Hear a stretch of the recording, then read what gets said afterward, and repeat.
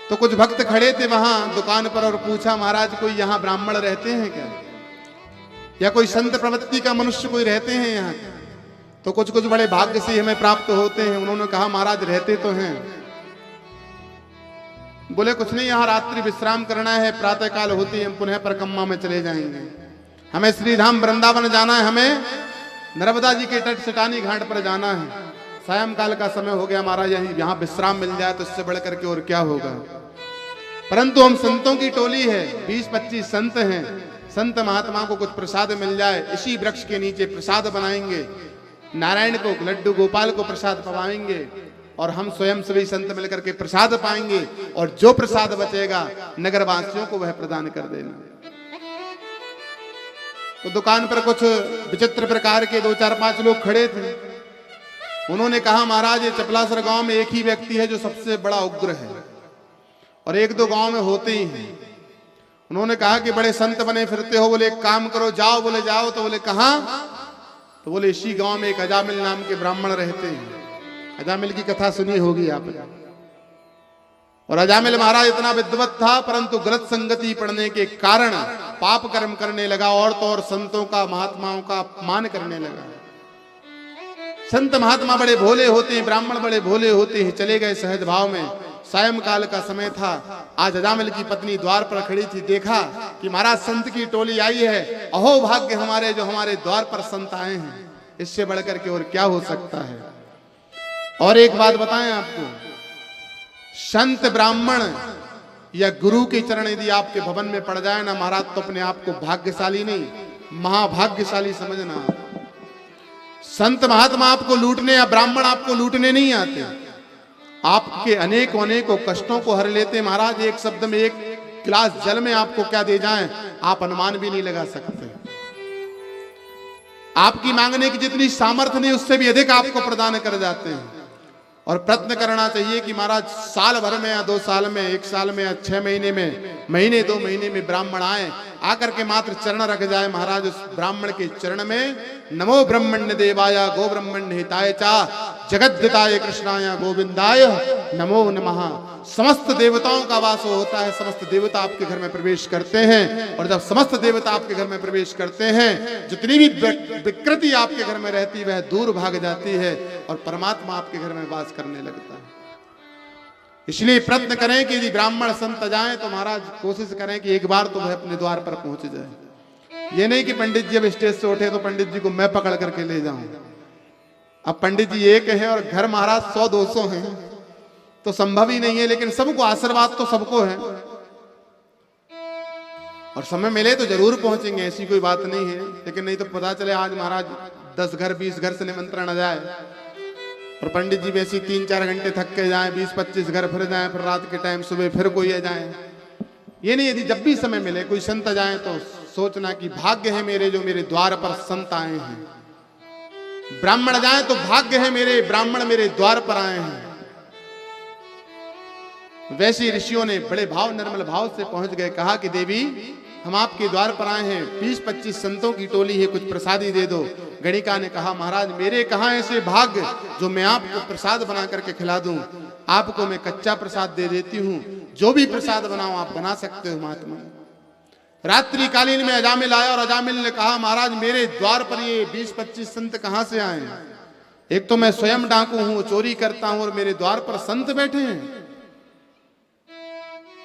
देखना परमात्मा की कृपा से वह संत पहुंचे अजामिल के यहाँ और कितनी से कितनी बड़ी विपदा आपकी हर ले आप अनुमान नहीं लगा सकते। जानते थे संत की अजामिल इतना विद्वत था महाराज, परंतु गलत कार्य में पड़ने के कारण, गलत संगति में पड़ने के कारण, गणिका वेश्या को घर में लाने के कारण इसका भाव कहो चाहे मन कहो इसमें विकृति आ गई है। और संत जिसके यहाँ भोजन कर ले, ब्राह्मण जिसके यहाँ भोजन कर ले महाराज, उसके करोड़ों करोड़ों पाप नष्ट हो जाते हैं। अजामिल ने पाप कर्म किए, जैसे ही संतों को अपशब्द वचन कहे, गणिका ने कहा कि नहीं महाराज संत का अपराध मत करना, पाप मत करना, द्वार पर खड़े हैं, इनका सम्मान करो। संतों ने भोजन तो कर लिया। जब प्रातः काल जब संत जाने लगे ना, तो संतों के मन में भाव जगा कि महाराज हमने अजामिल के घर का भोजन प्राप्त किया है, अब इसे कुछ ना कुछ देना चाहिए।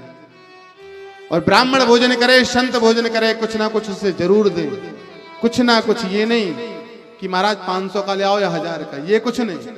एक का सिक्का भी यदि है भाव से, एक दाना भी यदि आपके पास में, तो भाव से दे देना, ब्राह्मण से स्वीकार कर लेगा, संत से स्वीकार कर लेंगे। जैसे ही अजामिल के यहाँ भोजन किया तो संतों ने कहा कि भोजन किया है तो इसे कुछ ना कुछ हमें देना चाहिए। प्रातः काल का समय हुआ, कहा अजामिल हमने भोजन किया है, दक्षिणा नहीं दोगे? अजामिल ने कहा महात्मन आपने भोजन कर लिया, रात्रि में इतने ही बहुत है, और यदि भोजन की आशा करोगे तो रात्रि भर विश्राम किया ना, सब विश्राम आपका सब गड़बड़ हो जाएगा। संतों ने कहा दुष्ट तो है, इसको सुधारना हमारा परम कर्तव्य है, और यदि आज हम सुधार के नहीं गए तो महाराज गलत होगा। बोले अजामिल हमें धन की अभिलाषा नहीं है ना आपके वैभव की अभिलाषा, यदि देना ही चाहते हो तो एक काम करो, एक जो हम कहेंगे बात मानोगे? तो पहले तो अजामिल ने मना किया कि नहीं नहीं महाराज क्या बात मानना, कुछ धन मांग लिया तो कहां से दूंगा आपको, मैं खुद चोरी करता हूं। संतों ने कहा कि नहीं नहीं धन नहीं चाहिए, पहले ये बताओ अजामिल बात मानो तो कहूं। अजामिल की पत्नी जो खड़ी थी गणिका कहा कि कह तो दो, होगा तो दे देंगे, नहीं तो कोई बात ही नहीं। पत्नी से डरते भी थे थोड़े, तो जब हाथ दबाया तो कहा कि हाँ हाँ हाँ कहो, जो कहोगे जरूर मानेंगे। जैसे ही संत ने कहा कि महाराज आपके यहाँ 2 4 5 6 पुत्र तो हैं ही, सबके नाम बताओ। अब 2 4 5 पुत्र थे तो कोई ने चिंटू पिंटू सिंटू किंटू पिंटू सब बता दिए, लेकिन एक भी परमात्मा के नाम से नहीं नाम जोड़े। संतों ने कहा अजामिल यदि देना ही चाहते हो ना, कि जो आपको भी ये पुत्र होने वाला है ना, जो गर्भ में इस गणिका के, इस पुत्र का नाम नारायण रख देना, और कुछ नहीं चाहिए। अजामिल ने कहा इतनी सी बात थी महाराज, तो इतनी घुमाई फिराई क्यों, पहले ही कह देते तो मैं तो रख लेता, मुझे क्या जा रहा है। लेकिन धन मांगते तो महाराज नहीं देता, यदि आपके पास कुछ पोटली में रखा हो वो भी छुड़ा लूंगा यदि गड़बड़ की तो। संतों ने कहा कि नहीं, बस इतना करना कि आपके पुत्र का नाम नारायण रख देना। और वही हुआ, जब वह गणिका के यहाँ पुत्र हुआ तो अजामिल ने अपने पुत्र का नाम रखा नारायण। और जब अंत चरण जब अजामिल का आया ना, तो छोटे पुत्र से जो है बड़ा स्नेह होता है, चाहे माता हो चाहे पिता हो, घर के सभी सदस्यों का स्नेह होता है, और उसी का नाम बार बार आता है कि एक गिलास पानी लाना। छुटकू बोलते पिटकू बोलते क्या क्या बोलते, छोटे को ही बोलते, बड़ा तो सुनते ही नहीं महाराज, कहो तो उल्टा ही भगता है।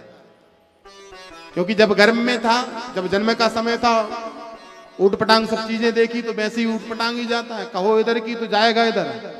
हमने देखे कुछ कुछ बच्चों को, हम जाते हैं ना जब भी घर पे जाते तो 10 15 20 बच्चे हमारे साथ में रहते हैं, और उनको पता है कि गुरुजी आए हैं तो कुछ ना कुछ थैली में प्रसाद जरूर होगा, और प्रसाद के लालच के चक्कर में जो कहो सब मान जाते। और जिस दिन प्रसाद ना दो महाराज, तो ये मान लेना ऐसा बड़े गुब्बारे गुब्बारे जैसा मुंह फुला के खड़े होते कि चेहरा देखने लायक होता है।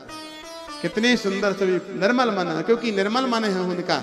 और बंदहु वाले स्वरूप भगवान का वास होता है बंदों, छोटे छोटे बच्चों में। जब हम प्रसाद हमारे पास में होता भी है तब भी हम कहते हैं कि आज तो हम कुछ नहीं लाए, तो पता है छोटा सा बोला कुछ नहीं लाए, हाँ नहीं लाए, क्यों नहीं लाए, तोतली आवाज तो क्यों नहीं लाए, ऐसी नहीं लाए। अच्छा तुरतुरे तो लाए होगे, तुरतुरे क्यों लाए, फल लाए होगे, फल भी नहीं लाए, मिठाई, हाँ मिठाई लाए हैं, तो बोले दे दो। अच्छा छोटे छोटे 10 15 20 बच्चे जुड़े ही होते हैं हर गांव में, और सब स्नेह रखते हैं कि गुरुजी आएंगे तो जरूर देंगे, और देते भी हैं। लेकिन कभी जब मजा लेना होता है तो उनसे कहते हैं कि काम करो कुछ नहीं लाए, और महाराज 10 15 20 मिनट तक नहीं बोलेंगे। और वैसे आपने दिया और कहा कि महाराज एक गिलास जल ले आना महाराज, तो आधा बगरा आएंगे, उसमें हाथ डूब लेंगे, चाहे कुछ भी कर लेंगे, पानी जरूर लाएंगे कि लो गुरुजी। ये भाव के प्रेम के भूखे होते हैं बच्चे जो होते हैं, छोटे छोटे बच्चे जो होते हैं प्रेम के भाव के भूखे होते हैं। आप भाव से उसे दो, भाव से प्रेम करो, क्योंकि परमात्मा का वास होता है उन्हें। वैसे ही जब अजामिल ने अपने पुत्र का नाम नारायण रखा, और जब अंत समय जब आया, और जब यमदूत के 2 भयानक यमदूत आए, यमराज के पार्षद आए आज अजामिल को लेने के लिए, तो अजामिल ने याद किया कि महाराज मुझे बचाने वाला कोई नहीं है। दूर से देखा मेरा पुत्र नारायण खेल रहा है, कहा नारायण नारायण मुझे बचाओ, नारायण मुझे बचाओ। जैसे ही आज यमदूतों के पार्षदों ने पकड़ा और पकड़ करके ले जाने लगे, भगवान के पार्षद भी आ गए। भगवान के पार्षदों ने कहा नहीं नहीं महाराज आज अजामिल को नहीं ले जा सकते। यमदूतों के पार्षद ने पूछा कि महाराज क्यों नहीं ले जा सकते, इसने तो पाप ही पाप कर्म किए हैं। भगवान के पार्षदों ने कहा इसने अंत चरण में परमात्मा का नाम लिया है, और यही हम सब प्रयत्न करते हैं कि अंत समय जब आवे तो हमारे कंठ से परमात्मा का नाम निकले, गोविंद का नाम निकले। वही अजामिल ने अंत समय में नारायण पुत्र को बुलाया, लेकिन परमात्मा को याद किया। भगवान के पार्षद अजामिल को ले गए, अजामिल का उद्धार हुआ। जब जैसे यमदूत के पार्षद जब पहुंचे तो यमराज ने पूछा कि महाराज आपने अजामिल को नहीं लाए। तो पार्षदों ने कहा महाराज भगवान के कोई पार्षद आए थे। बोले किसके पार्षद? बोली कोई नारायण के, कृष्ण के, राम के कोई पार्षद आए थे और वह अजामिल को ले गए। तो पता यमराज ने क्या कहा? बोले यमलोक है, यहाँ राम और कृष्ण का नाम लोगे तो जितने भी यमलोक को आएंगे वह सबका उद्धार हो जाएगा। यहाँ शांत रहो, वही मेरे इष्ट है, वही मेरे आराध्य हैं। मैं जो ध्यान करता हूँ उनका ही ध्यान करता हूँ। यमलोक में यदि उनका नाम लोगे तो जितने भी यहाँ आएंगे सबका उद्धार हो जाएगा। मेरा तो सब कारोबार सब चौपट हो जाएगा। तो ऐसे नारायण का नाम लेने वाले अजामिल का उद्धार हो गया महाराज। तो हम प्रेम से भाव से नारायण का या परमात्मा का नाम लेंगे तो क्यों नहीं हमारा उद्धार होगा? इसमें क्या संदेह है? कोई संदेह? किस किस को संदेह है? हमें तो नहीं है। भाव से जो लेगा नाम परमात्मा का तो उसका तो उद्धार होना ही है महाराज। बोलो।